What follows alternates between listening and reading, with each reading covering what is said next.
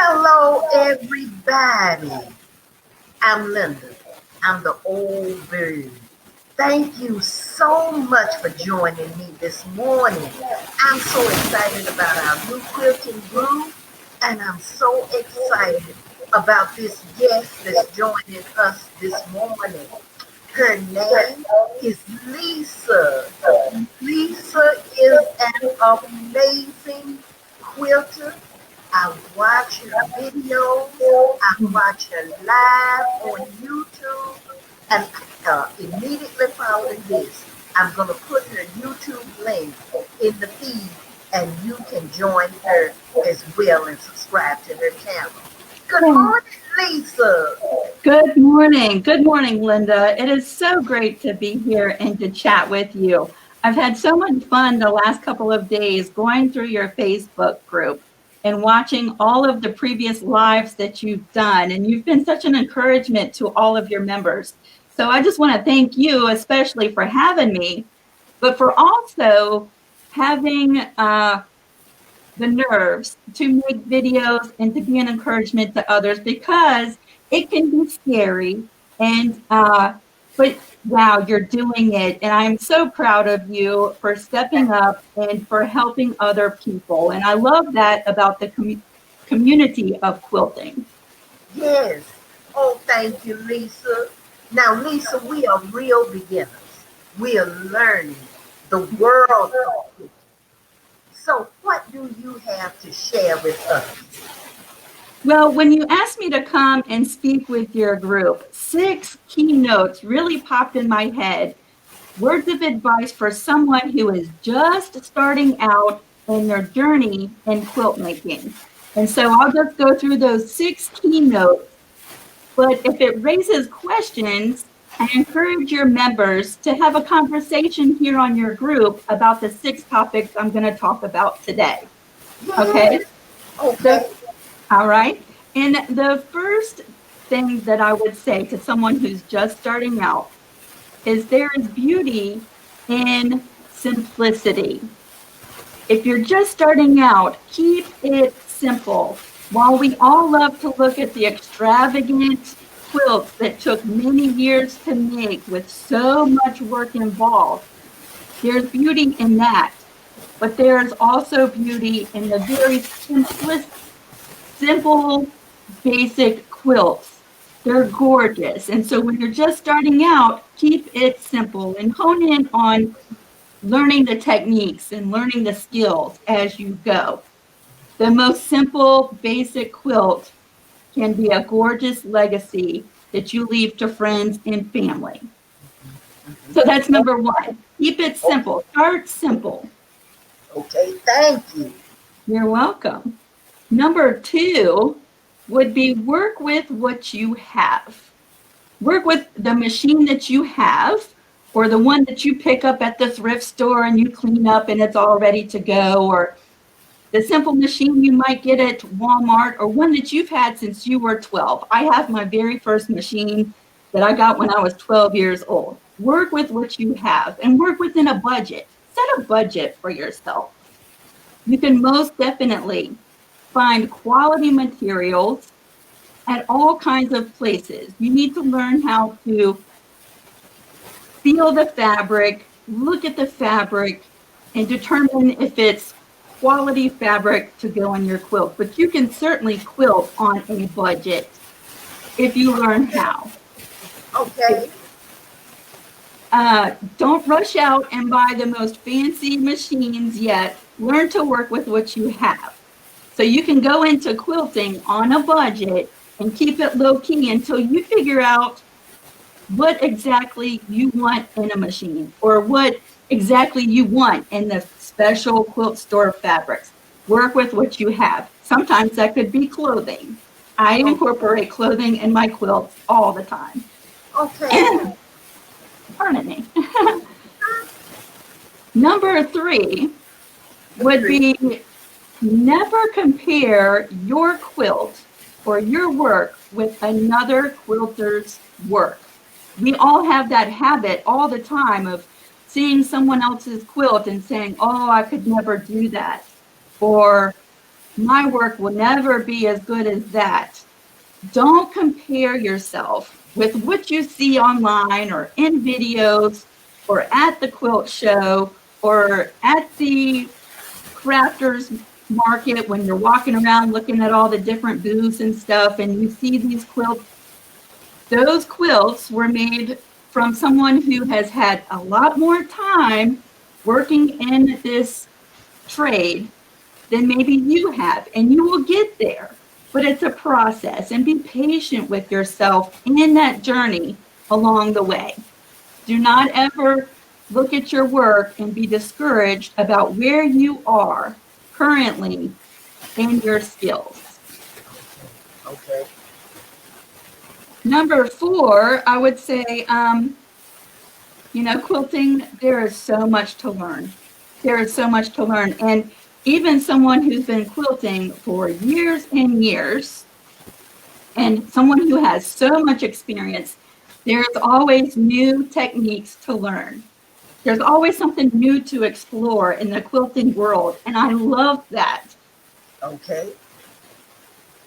You put a little caption under my name, Quilting Expert, and sometimes that makes me so nervous because I don't see myself as an expert, and even someone who's been quilting and making YouTube videos, selling my quilts even, I still have so much to learn. It's just recently that I discovered a love for traditional quilt blocks. I've always been an applique quilter. That's my love, is applique, but I'm really honing in on my skills of traditional patchwork. And so I have so much to learn. There's always room for growth and improvement and something new to learn in quilting. Pardon me, I have my morning voice. I got it. My 5th tip for someone who is just starting out. Okay. You've made your first quilt. When you show your quilt to your family and your friends, do not point out your mistakes. They are never, ever going to see them. They're just going to see the beauty in your creation. Do not point out your mistakes. That is a habit that we all get into. We show up our quilt and say, I had so much fun making this, but look, here I made this little mistake, or I should have switched this block this way, or I should have done it this way. They don't care about that. They just see the beautiful quilt that you've just made and how special it is. So don't point out your mistakes. Yes. And then the last point that I just want to make is, I think it is an encouragement as a creative to have resources, much like your Facebook group here. You should have resources of friends who you can reach out for inspiration, you can reach out for encouragement, and you can reach out for advice and help. That's one of the reasons I was so excited when you invited me to be a member of your group here on Facebook, because I think it's so important to have a community where you can come together and work on projects. If you have a question about a quilt block you're making, having a resource like your Facebook group is so important, because you can ask for advice. Or maybe you just made your first quilt block and you can take a picture and post it on your group and get encouraged by the feedback. And I just think it is so important to surround yourself with that kind of encouragement and inspiration. And so I wish you the best with this Facebook group. I will be following along, and I am here to help as a resource. Okay. Oh, Lisa, this is amazing information. I wrote it down. I have it. I'm going to type it up and print it out and remember it. I'm going to learn it. It is just so helpful to me. I really appreciate it. I have learned so much from you, from these 6 tips. I really have. Good. Do you have any questions for me? Yes, I do. Your very first tip, you said keep it simple. Number two, you said work with what you have. And you talked about our machines. Now, you don't have to go out and buy a new quilting machine. I was worried about that because I don't have one. But now fabrics. I am so confused about fabrics. I went to, from my understanding, you need to go to a quilt shop to get your fabrics. I asked the group to get some muslin and let us practice cutting out a pattern, how we're going to cut it out. I use scissors. I'm going to learn to use the roller. But when we get ready to construct our very first block, we need our fabric. I don't know where to get it from. I don't know the price ranges. It can go from $3 a yard up to $21 a yard. And I don't know the difference. I don't know why I would pay this for this. Someone said go to a quilt shop as opposed to a fabric store. What's your advice? Okay, here is where I might ruffle a few feathers, and I'm not trying to make your question or the answer to your question even more complicated. But if you have watched many of my YouTube videos, then you might already know this about me. I love to visit and shop from local quilt shops because I'm a firm believer that we should support small businesses and help the community. So I love to shop at local quilt shops. Okay. But I also love to work within a budget on my quilts. And I've always been a firm believer that with some tips and with working with fabric, you can find quality fabric at Walmart if you really break it down and you look at it. I suggest touching the fabric while you're there. Hold it up to the light and see if you can see through it. Okay. Feel it. Does it have a luxurious feel to it, or does it feel scratchy? Check the label on the end of the bolt, and if it says 100% cotton, give it a try. And when I say work with what you have and within your budget, because you're just starting out, sometimes I have a hard time telling someone to go spend $16 on a yard of fabric. If you're just learning and you're experimenting with the quilt block, work with the muslin because it is so much cheaper until you figure out the techniques. Maybe you need to work on your accurate seam allowance. Why would you do that with $16 a yard fabric when you can do it with quality muslin fabric for $3.99 a yard? So I've always been someone who has said that quality fabric can be found anywhere. I have been to the Goodwill and found quality fabric at the Goodwill, and I've gotten it at a very cheap price, and I've been amazed with the quality of it. I have sourced fabric from clothing, from my husband's shirts that he was donating, was, button front shirts. I have cut those apart and used those in my quilt, and I've loved them. The keynote is learning how to work with those fabrics. You might need to add an interfacing, a stabilizer on the back in order for it to work with your other fabrics. And these are all things that you're going to learn along the way. But yes, I believe you should support your local quilt shops, but I have found quality fabric at Joann's. I have found quality fabric at Hobby Lobby and Walmart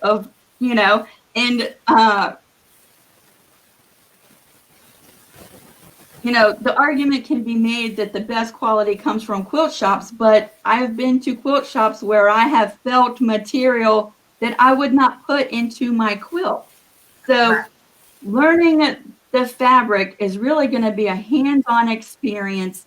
And the more you work with it, the more you learn what you like. And what you like might be different from what I like. And having some diversity in that is okay. It's okay to source from Walmart. It's okay to source from the quilt shop. It's all in what you can work with and what you prefer. And that's one of the things that I talk about a lot in my videos, is that I source from all kinds of places. And personally, I have mixed polyester blends, velvets, satins with my cotton fabrics, and it turned out gorgeous. Okay. Yes. So, and I'm not trying to confuse you in that. And I do believe, okay. I understand. Yes, yes. I understand. And that has helped an awful lot because I am on a budget. I'm on a fixed income as a senior citizen. And when I started this process, I had no idea of the cost of fabric. I mean, because I don't sew a lot. I just sew here and there. I'm a crafter. I'm not a sewer. And I just had no idea. And I had no idea, like you're saying, the feel of fabrics. They can say 100% cotton and feel totally different. They can look totally different. Some can have a sheen. Some can be like a matte finish. Right. I had no idea. And I really appreciate what you shared. Thank you. Thank you. And, there's all kinds of resources, blogs and websites, and even videos on YouTube that will talk about using broadcloth and quilters cotton in your quilts. What's amazing that I think this day and age with technology, when I started quilting in 1998, we didn't have the vast array of resources free online to source from. And I was learning from books, which is not my preferred method for learning anything.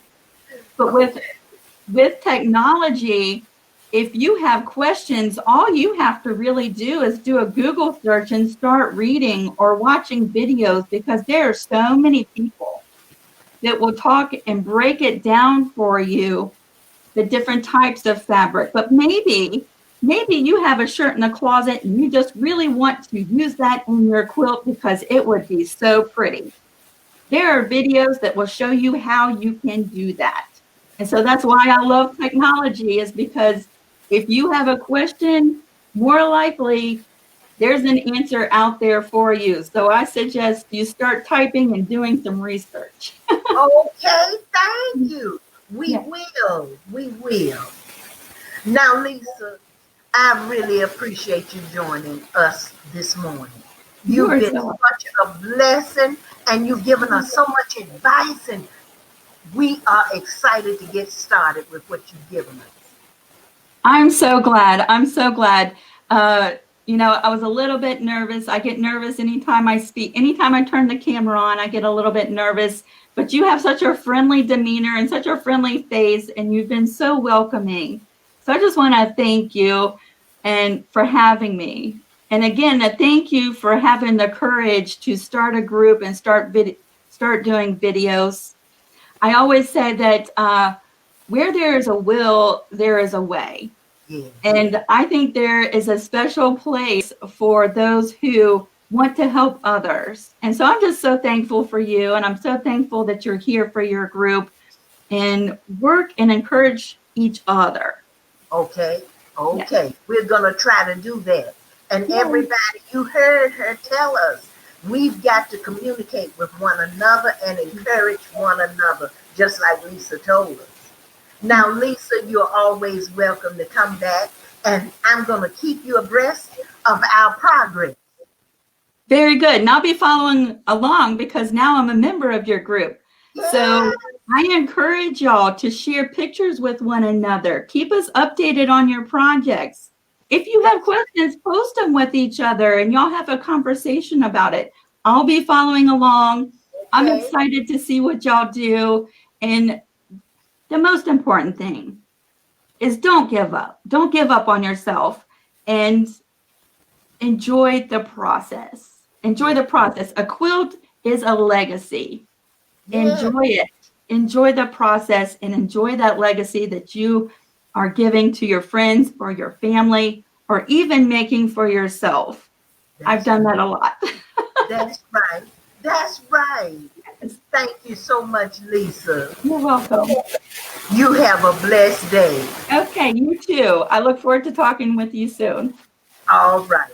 Now, everybody, if you have questions that you didn't ask, place them in the feed and we'll get back with you.